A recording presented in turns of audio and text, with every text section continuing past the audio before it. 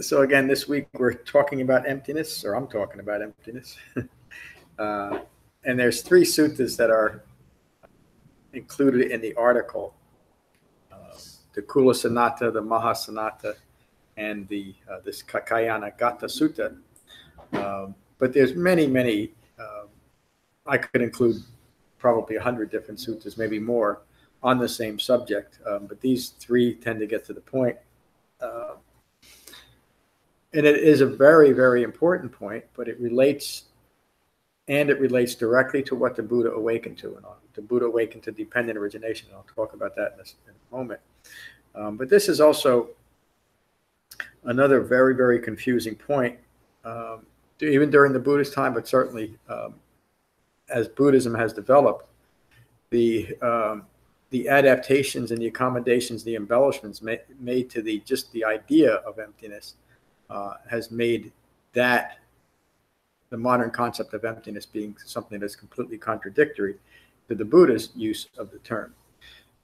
The modern applications relate to a misunderstanding of anatta, meaning that instead of using the Buddha's reference to anatta, meaning that the views that we're holding of a self do not constitute a self, they're not a self. And Buddha was using a common term of his time in a completely different way. So he was using profound communication skills, using words that people were familiar with, so that they could relate to what he was saying, but then saying it's this and it's not that. And he spent much of his time, this is where I get myself in trouble with a lot of modern Buddhists, they're talking about what it isn't, but the Buddha spent nearly as much time in his teaching career because he noticed the confusion of the people that came to the Buddha were mostly spiritual seekers who were studying with and learning from all different people, and they came to the Buddha, they were very confused. So the Buddha, out of great wisdom and compassion and out of necessity, said, no, this is what I teach and it's not that. So I follow that. I follow how the Buddha teaches, and I know that that's important because I got caught up in all that. So the modern application of emptiness is really just a reconciliatory soup where everything fits and nothing has to be really thought out too clearly. So this environment of emptiness or nothingness is the final reconciliation for all the things that we can't directly experience in modern Buddhism because it's taken us away from that direct experience. The Buddha taught us an 8-fold path to have a direct experience of understanding ignorance. So let me read the sutta, and then some of what I just said hopefully will be a little more clear. The Buddha was staying at Savatthi at Jita's Grove, Anathapindika's monastery. The monk Kaccayanagotta approached the Buddha with a question. I don't understand right view. Can you teach me how right view relates to the world? And of course, this is the essence of the Buddha's teaching. Understanding that we are stuck in wrong views and develop right view. And we developed this nicely over the past retreat. A mind can hold one thought, but that thought can be directing the mind in a direction towards ignorance, or that same thought can be directing the mind towards awakening. And that's why we need to have such clarity in what we're developing. The Buddha taught that the problem of ignorance is a requisite condition for all manner of confusion, deluded thinking, and ongoing suffering, the Buddha's words. And so his whole teachings, the whole Dhamma, is to recognize and abandon that initial ignorance. And that's the Buddha's usage, the ultimate use of the term emptiness, to empty ourselves of ignorance in a direct and mindful way. And that, again, that's the proper application of mindfulness. Another way of stating that is to empty ourselves of clinging, specifically clinging to wrong views. So it's not as much a noun as it is a verb. Emptiness is something that we do. It's not something we aspire to. And that is, as you can see, that's completely different than modern applications. And again, it's not just modern applications. The Buddha talked about these differences because they were just as common to confused people then as there are now. The Buddha responds, Kaccayana, the confusion and deluded thinking in the world arises from polarizing views. There is the view of a permanent existence and a view of a permanent non-existence. And that permanent non-existence is really a reference to thinking that, and it really kind of catches a lot of different things. There were practitioners during the Buddha's time that insisted that an individual soul. This is based in part of the Vedas and later the Upanishads, that an individual possesses a permanent soul that is it, and that soul transmigrates from one life to the next life to the next life endlessly. The Buddha realized that that wasn't it. It's the first thing he said. Well, it can't be that, because I'm going to find something that I can develop in this lifetime. I'm not concerned about future lives. And the idea of permanent non-existence had 2 or 3 different applications. One was to use a term a little bit loosely, the humanist or the materialistic view. I put my glasses on, I can see who I'm talking to. The humanistic or the materialistic view was a view that said we only have this one life, and many people then took that to say it doesn't really matter what we do or how we live our life. We get this one life, and we're free to do anything we want with that life, including some of the more egregious things that human beings fall into. Now, other people would take that and say, well, we only have one life, and we should live it as wholesome as we possibly can. But still, it's a view of annihilation. This is all we have. The Buddha taught neither one of those. He taught the middle way, which has to be developed, because a mind that's rooted in ignorance has to attach itself to something that will allow it to establish itself, at least in its own imagination. And so that's where these continued wrong views and the idea of one of the great Buddhist teachers of somewhat modern, he was around about 600 AD, was Nagarjuna. And his whole teachings, if you ever read his books, and I spent many years reading his books because I thought he had something, and he does for many people. I don't mean to that was a very denigrating way to say that. I'm sorry. He has something that inspires a lot of people. It simply confused me. And you can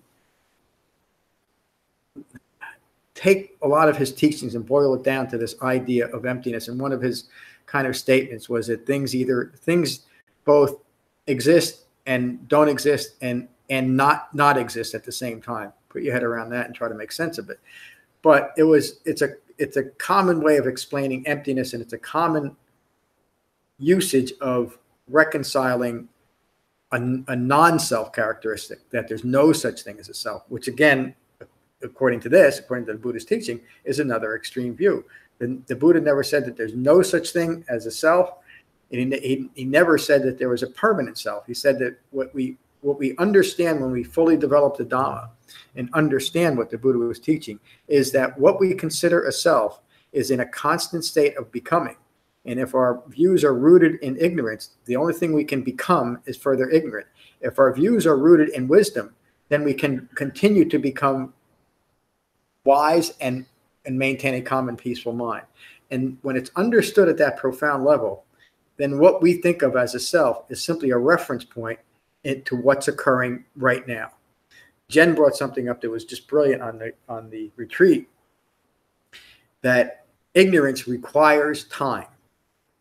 Wisdom is outside of time. And we kind of batted that around a little bit. Lorna came up with a brilliant understanding of that. She says, an awakened human being does not age. Think about that. Ignorance requires a timeline in order to continue to express itself. And a fully awakened person is simply present with what's occurring. And since you have no self-reference to the past or to the future, you're not aging. That's what the Buddha means by a timeless path. It's not something that has been around forever, because that relates to emptiness.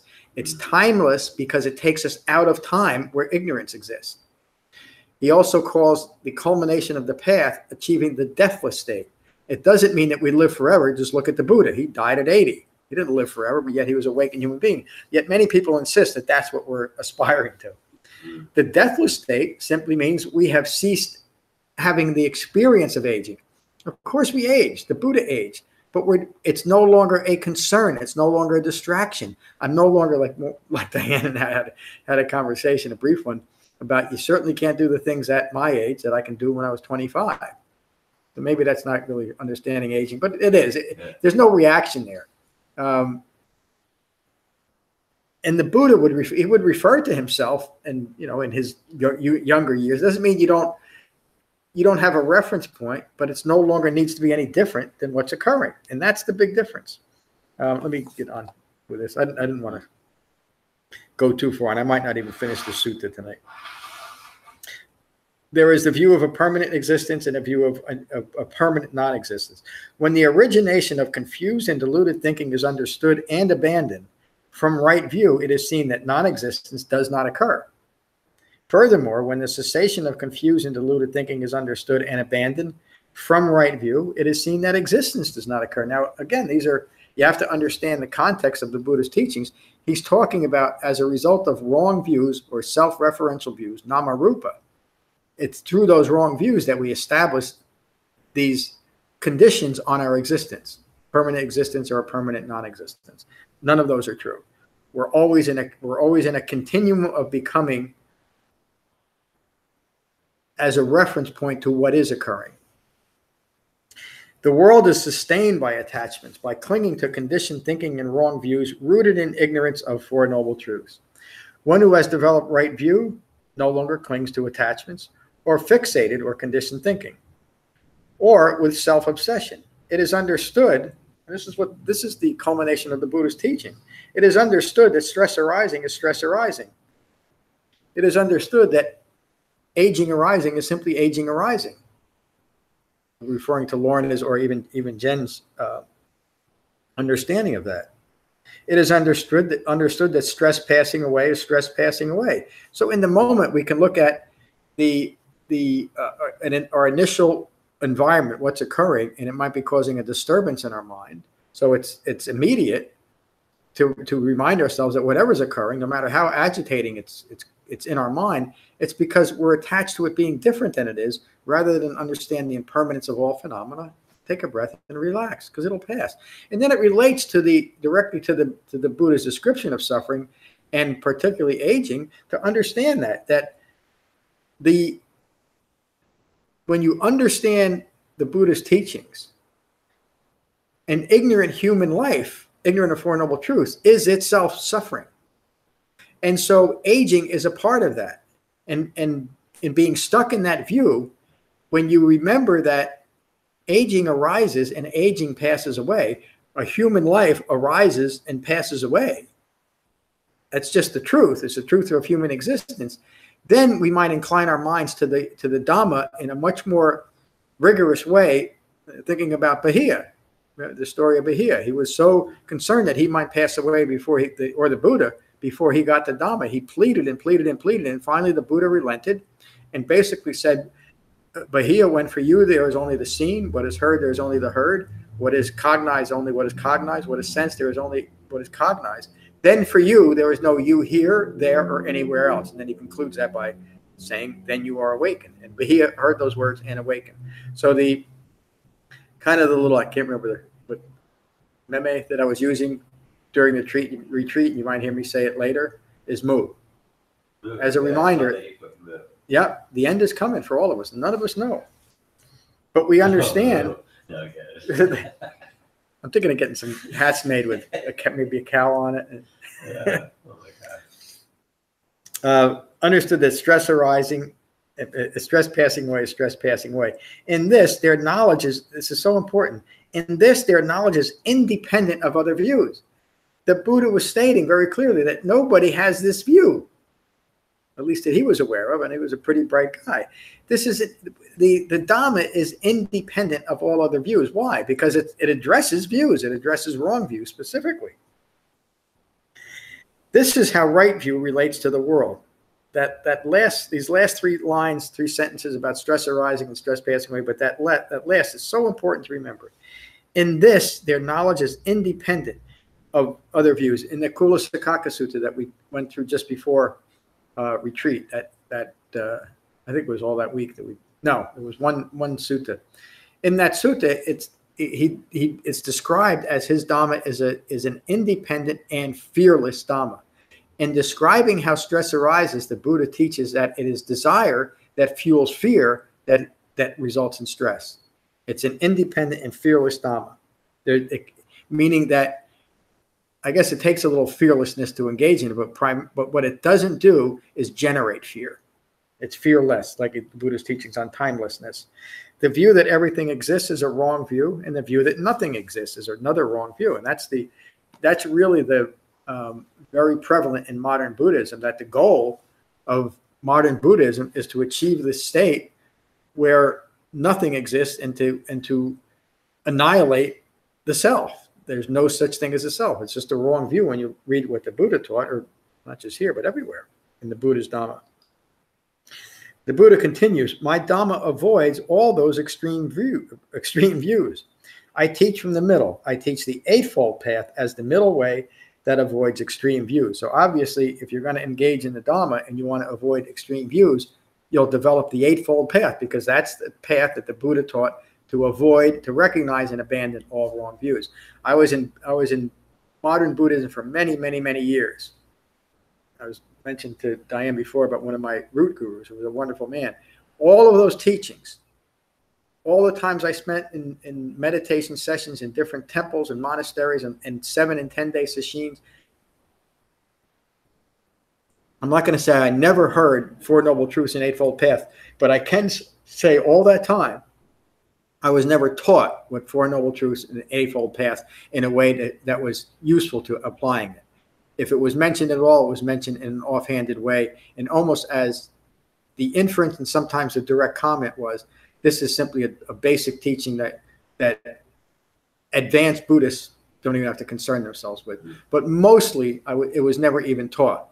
And when dependent origination was mentioned, it was never mentioned in the context that the Buddha taught. It was always used in a completely adapted way to mean all things are interdependent, interconnected, and in a modern word, one of the teachers today calls, we are all interbeing. It sounds wonderful, doesn't it? But just take the word dependent and interdependent, put them next to each other, look at them, they're two different things. Just because dependent is part of them, they don't mean the same thing. And yet, because of this need to have this reconciliatory soup where everything exists and doesn't exist, then you have to take dependent origination and say that dependent origination teaches us that we're all part of this big reconciliatory soup. We're all interdependent, interconnected, and interbe. The Buddha taught to recognize the discrete phenomena of all things that arise and passing away, including what we think is an individual self. If we don't do that, we'll never be able to recognize wrong view and let go of them. The Buddha continues, the middle way shows that suffering originates and is dependent on ignorance. Now, this is another teaching of dependent origination. From ignorance of Four Noble Truths as a requisite condition comes fabrications. Fabrications, or mental fabrications, are simply assumptions that we make about ourselves in relation to the world that, as the Buddha teaches, are rooted in ignorance. And we all know what assumptions take us to. From fabrications as a requisite condition comes consciousness. Now, this is not, again, the context is so important. The Buddha is not referring to some grand cosmic consciousness that we're all part of. He never taught that. From ignorance as a requisite condition comes fabrications. From fabrications as a requisite condition comes this consciousness, which is simply ongoing thinking rooted in that initial ignorance. From that type of thinking as a requisite condition comes name and form. Name and form, the Pali in the Sanskrit is namarupa. That's what it means, name and form. It simply means that we are now stuck in self-referential views. This is me. I've named this as me. Where is this name and form, this self-identity coming from? What's it rooted in? It's rooted in ignorance. Take the progression. Use the teachings as it's presented. It's not to establish a permanent fixed self, or it's not to annihilate a self. It's simply to describe the process of rooted in ignorance of developing confusion, deluded thinking, and ongoing suffering. From name and form as a requisite condition comes a sixth sense base. Just look at the logic of this. In order for me to interpret the world through my senses, if I'm rooted in ignorance, I first have to identify myself as this is me. And so now everything that comes through contact with my senses is interpreted how? Interpreted through ignorance. So we literally cannot trust what we're seeing. And I'm talking about the Dhamma, I'm talking about living a life. We literally cannot trust what we're seeing in relation to the Dhamma. Why? Because our views are rooted in ignorance. If we're going to follow a Buddhist teaching. From the sixth sense base as a requisite condition comes contact, makes sense, contact with the senses. From that contact, rooted in ignorance as a requisite condition, comes feeling. And all of this happens outside of time. Kevin and Jen were having a talk, and it was remarkable to me that they were doing this. Anyway, Kevin came up to me and said, is this the right way to look at dependent origination, that it happens simultaneously? And that is another right way to look at it. This is not, when we develop concentration in the proper context, we can recognize this in ourselves. We can see the different steps in this, or the different links in this 12-link chain of dependencies resulting in suffering. But we can get lost in the weeds if we look for it too hard. And because this happens simultaneously, and I would say outside of time, it's very difficult to observe, but we don't have to observe it. We can understand that it is from ignorance that I ended up in suffering. From contact as a requisite condition comes feeling. From feeling as a requisite condition comes craving. So now we're using something that has come through our senses. We are reacting to it from ignorance, and we're giving credence to the feeling. And so how many times do we describe ourselves as having, as our feeling? I had a bad day, or I had a bad week, or I had a bad meal, or I had this, or I had that, or you made me feel this way. Still the finger's pointed back at yourself, isn't it? Yeah. You're the one that's feeling. And we're feeling that way. Those feelings are rooted in ignorance. They can't be trusted. But yet we live our lives. And on a larger scale, we run governments and we run world systems based on how we feel, rooted in ignorance. No wonder we're in such a mess today. But the mess was the same mess the Buddha was describing. From feeling as a requisite condition comes craving. From craving as a requisite condition comes clinging and maintaining. So now I've established the self. I must cling to these views in order to maintain it. Now, we all know as we start Dhamma practice, most people will have that fear that what's going to happen to me when I let go of all these views? Because it feels like annihilation. Why does it feel that way? Because we are our views. And we can't imagine a world without holding on to these views. What happens when we let go of the views? We're liberated from ignorance, that's all. We then are able to live a life as a Buddha lived his life, with a mind that is resting in equanimity no matter what's occurring. From clinging and maintaining as a requisite condition comes becoming. There's, in all of the translations I've ever read, there's never a qualifier or a modifier after becoming. And it's one of those things that leads people to great confusion. In fact, that misunderstood line, creationists will say, well, here's the Buddha's talking about how we have a physical birth. Of course he's not talking about that. Start where he begins this. From ignorance, we end up here. So the proper modifier after that is from clinging and maintaining as a requisite condition comes becoming further ignorant. That's the context.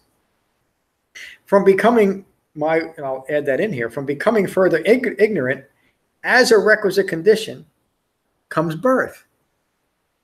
That brilliance that Jen had, that ignorance requires time. It requires a timeline, or else none of this is possible. It needs that illusory, and I'm using that it's not an illusion, but it's, as the Buddha's words, where it's like an illusion, our relationship with time. It's all rooted in ignorance. There's no usefulness for time within the Dhamma because it's such a distraction. And it doesn't mean that we, as an awakened human being, we won't realize that I got to get to the doctor in 10 minutes and go out the door. That's not it. We don't become babbling idiots, but we're no longer distracted by the things of time. We're no longer attached to it because we're no longer referring to ourselves along that timeline, past, present, and future. We're simply present. From birth as a requisite condition comes aging, sickness, death, sorrow, regret, pain, distress, and despair. All manner of suffering, rooted in that initial ignorance. The Buddha continues, such is the origination of extreme views and the entire mass of confusion, delusion, and stress. So where does extreme views originate in? Where does suffering originate in? Ignorance. And that is the Dhamma. Most of us, and ignorance leads, you can say ignorance leads to conditioned views. We talked about that here. When Kandana heard the Four Noble Truths, he was prepared. He had a relatively broad understanding, and he just needed to hear those words. And upon his awakening, he said, all conditioned things are subject to cessation. And he's specifically referring to the conditioned mind that arises out of ignorance. And upon his understanding that in a profound way, the Buddha declared that he was now Anakandana, the one who understands. What did he understood? The temporary but powerful nature of ignorance. Buddha continues, now from the remainderless fading and cessation of that very ignorance comes the cessation of fabrications. Doesn't happen automatically, does it? We need to develop an eightfold path to recognize and abandon ignorance. From the cessation of those mental fabrications comes the cessation of consciousness, meaning ongoing thinking rooted in ignorance. From the cessation of consciousness comes the cessation of self-referential views, name and form. From the cessation of name and form comes the cessation of the sixth sense base. It certainly doesn't mean that we lose contact. We're no longer using our sixth sense base, our six senses, five physical senses, and that consciousness thinking in a way that is rooted in ignorance. That's what has ceased. Again, you have to keep this in the context, or you can get lost in this. Does this mean that I'm annihilated? No. It just means that ignorance has ended, and you're no longer using your senses to reaffirm your own ignorance. From the cessation of the sixth sense base comes the cessation of contact. Again, it doesn't mean we lose contact with the world. We cease using our sense base and our contact through that to reaffirm ignorance. From the cessation of contact comes the cessation of feeling. From the cessation of feeling comes the cessation of craving. From the cessation of craving comes the cessation of clinging and maintaining. From the cessation of clinging and maintaining comes the cessation of becoming. From the cessation of becoming comes the cessation of birth. From the cessation of birth, then aging and death, sorrow, regret, pain, distress, and despair all cease. Such is the cessation of this entire mass of suffering. Now this is the noble truth of stress. Is referring directly to the Four Noble Truths and dukkha. Birth is stressful, aging is stressful, death is stressful, sorrow, regret, pain, distress, and despair are all stressful. Association with the unbeloved is stressful, separation from what is loved is stressful. Not getting what is wanted is stressful. In short, the five clinging aggregates are stressful. Five clinging aggregates, as we know, simply describes the ongoing personal experience of suffering. And this, monks, is a noble truth of the origination of stress, that craving that makes for further becoming, accompanied by passion and delight, relishing now here and now there, craving for sensual pleasure, craving for becoming, and craving for non-becoming. Look at how that's reflected in modern Buddhism, modern spirituality. And this, monks, is a noble truth of the cessation of stress, the remainderless fading and cessation, the renunciation, the relinquishment, the release, and letting go of that very craving. And this, monks, speaking to a group, and this, monks, is a noble truth of the way of practice leading to the cessation of stress. What is it? Precisely this noble eightfold path: right view, right resolve, right intention, right speech, right action, right livelihood, right effort, right mindfulness, and right concentration. The Buddha concludes that sutta with pointing the monks and all of us right back to the path. And it's the only path the Buddha ever taught to end ignorance rooted in suffering. Upon the Buddha's awakening to that profound understanding that it is ignorance that's the cause of all human ills, he sat off and on in meditation for another 2 weeks, pondering how can I teach what I know in a way that would pierce the veil of ignorance, because he understood the profound hold that ignorance has on us. Another way of saying ignorance is deluded thinking. How would a deluded mind know that it's deluded? It needs something. It needs a framework to at least show its own delusion back to itself. That's why the Buddha taught an eightfold path. And without an eightfold path, there's no way that we can recognize and abandon ignorance. So that's my talk for today. Thank you. Well, since it's just us, why don't I'll just ask Kevin if you have any questions or comments. Really, it's very profound. And explaining how that emptiness is really what the Buddha intended for him. One of the things that is reflected in that is how the Buddha taught mindfulness. So the Buddha taught us to be mindful of what is present, what's occurring, what's present in our minds, but as equally important to be mindful of what is not present. And again, that relates to emptiness. to be mindful of what's not present as I'm awakening or as I'm awakened. I am now mindful that there's no more ignorance left. And the Buddha describes the quality of his mind in the Nagara Sutta and other suttas as just that. There's not a shred of ignorance left to condition how I'm experiencing my life. Did I interrupt you, Kevin? I'm sorry if I did. No. Okay. It's interesting, as we were talking before, this trip I took. It's very, I think I took the path with me. So I was often thinking about right speech and often thinking about right mindfulness. I was meditating while I was there. And even though my visit had so much to do with the past, it was really shaded by, so it was karmic, it was shaded by my current understanding or my current, how do you state with karma, my current, the past experience shaded by present mindfulness. Yeah, what you're holding in mind. I was trying to hold things in mind, and it wasn't a constant state, it wasn't a perfectly enlightened state, but there were moments of that too. And it made it more special to be there because I was realizing how intense it was to be in that moment. Yeah. It was, I don't know. I brought that along with me, thanks to you, and thanks to our sangha. Yes, thank you, and to your own right efforts.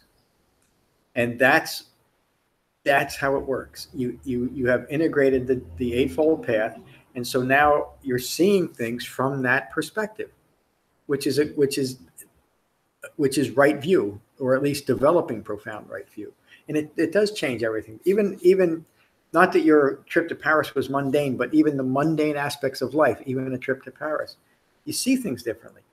And yet the experience, this experience is just what it is, isn't it? Yeah. And you had a marvelous time. And you're not afraid to admit it. Really, but that's part of it. It's something else that's so, because of this idea of annihilation, some people think, oh, I'm never going to enjoy my life again. You're able to enjoy it at a deeper and more profound level simply because you're mindfully present for what's occurring. Yeah. And that's it. That's the reward. When I talk about some of the times that the Buddha references the culmination of the path, blah, blah, blah, blah, blah, the holy life has been lived. But because that has religious connotations, I always change that, because what the Buddha is referring to is a holistic life framed by the Eightfold Path. So a more accurate term, I believe, is an integrated life has been lived, meaning integrated within the framework of the Eightfold Path. Why? Because if we're Dhamma practitioners, that's what the Buddha taught us to do. If we're not interested in it, that's fine. But we should at least be clear that an awakened human being taught this and not that. He taught emptiness for a specific purpose. He taught it more as a verb than as a noun. Just the way it is. Thank you. Right. Please. I could go on, sorry, Diane. One part of that in right action, to me, the fifth part of right action is not taking intoxicants and not being intoxicated. Yeah. And for the past year and a half, I've not taken intoxicants or been intoxicated. Oh. And I even emailed people I know in France ahead of time to warn them, or to say, I'm not, don't be shocked. I'm not going to drink because I don't, and I might, but I just don't think I will at this moment. And because of that, too, first it was thinking, well, how can you have a good time if you're not going to be intoxicated? Yeah. Isn't that but something? To me, it was more like how I would miss what's going on if I'm intoxicated. I would miss the moment with you people and with this place I am. I continued not to be intoxicated there. To me, it was okay, but you could see the disappointment in people like, please, can't you just drink this with me? And I could let it touch my tongue to have a taste, but I don't want to be intoxicated. Yeah. So That's just one part of it. It's just part of the path. And I think a very, you know, little piece of the sunset of the path, but I think it's a very profound part of the path as well for me. And I think the Buddha stated it. Yeah, it absolutely is. And you know, I'm surprised how many so-called modern Buddhists, and you know, I've been here and been there at different, and it's just so convenient to say, well, you know, the Buddha said no intoxicants, but he really meant, and he meant it for a reason. He meant it so we can maintain our mindfulness, and not mindfulness in a general sense, so we can remain mindful of the Eightfold Path, and it helps you stay in right speech. Everything. Helps you stay, yeah. You cannot be a Dhamma practitioner. I mean, not to say you never could have a glass of wine or something like that, but you just can't do it if you're a regular drinker. You just can't, or a regular drug user for that matter. And that explanation is perfect. I remember when I sobered up because I couldn't drink anymore. I was going to die. Recovered alcoholic. And I remember early on, this is going back quite a few years, people were so worried. The people in early recovery, what am I going to tell people? I can't tell people I'm an alcoholic. What am I going to say when they want to know why I don't drink? And even then I said, I just tell people I don't drink. If they got a problem with it, it's not mine anymore. Yeah. You know, and that's just the way it is. They start to take it personally, like that I am judging them for drinking, but it's like you can go on. Yeah. I'm happy if you enjoy that, but I don't choose to. That's an aspect of ignorance, though, too, that, and it's a little subtle. I don't want to go on too long about it, but a mind that's rooted in ignorance needs a lot of people to do what it's doing to justify it, because it just does. And so anything we do that's different from the norm, and look what's going on in our political climate. Anything that's different from what we think it should be is a threat to a self-referential ego self, because it shines too much of a light. If you're not drinking, what must you be thinking of me because I am? For what? And everybody, well, I'm just going to go too deep into that, but that's it. And so the Buddha taught these things for specific reasons. The thing about one of the hindrances is indifference to the Dhamma and to what the Buddha taught. And look at what just that one, the ignorance of indifference. If we weren't indifferent to what the Buddha taught, we'd pay attention to it, wouldn't we? But because we don't even think about the hindrances as important, we'll allow that indifference to what an awakened human being taught to lead to anything else. And it's just that way. So thank you, Kevin. Good to see you tonight. We missed you. Diane, how are you tonight? Again, thank you for being my Uber. I have nothing to say. Okay. Thank you. Okay, well, let's one thing, I don't know if you're interested on it. June 9th, there's a concert up at Wan Dharma Center by something called the Four Nations Ensemble. I understand they're just a marvelous ensemble group, classical music. I'm guessing, what they look like, but they're supposed to be outstanding. And there's a benefit concert to support Wan Dharma Center's expansion. They're building another big dorm building, and so I mentioned it to the group while we were on retreat. Everybody thought it was a great idea. Let's get together and come up here. There hasn't been such a big response since then, but I'm just saying, if anybody's interested, you want to go, we're trying to organize it and see if anybody wants to go. It would mean leaving from here around, unless you want to drive up yourself, around 9:30. The concert starts around 2. So that would give us enough, 3 hours up, maybe grab a little lunch or something. But it's, the other, and I didn't really think all about it. I don't think any of us did. We were kind of pretty high on the retreat. It is a long day driving, 3 hours up and 3 hours back. So yeah, impossible. Yeah. Well, since I don't drive much anymore, it doesn't bother me at all. I think I might want to go up there anyway, figure out a way if anybody else is going. And there's always the option to spend the night up there too. Yeah, that's too long. So that's just want to put it out there. Let's finish with metta, as we always do. And again, find your relaxed meditation posture. Gently close your eyes and gently close your mouth. And again, take a moment to become mindful of the sensation of breathing in your body. And these are the Buddha's words on metta from the Karaniya Metta Sutta. This is what should be done by one who is skilled in goodness and who knows the path of peace.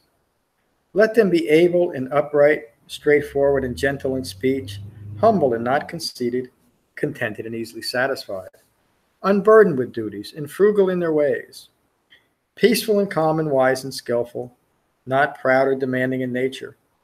Let them not do the slightest thing that the wise would later reprove. Wishing, in gladness and in safety, may all beings be at ease.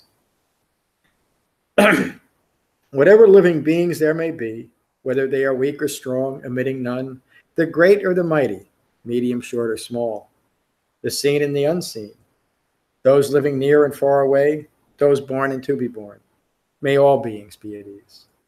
Let none deceive another or despise any being in any state.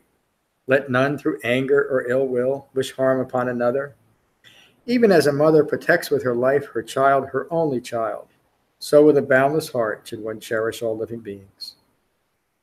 Radiating kindness over the entire world, spreading upwards to the skies and downwards to the depths, outwards and unbounded, freed from hatred and ill will.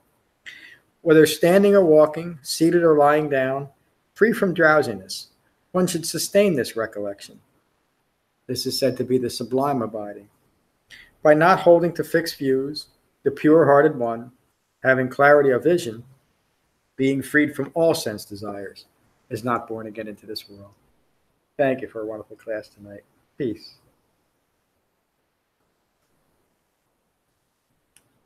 Good to have you back.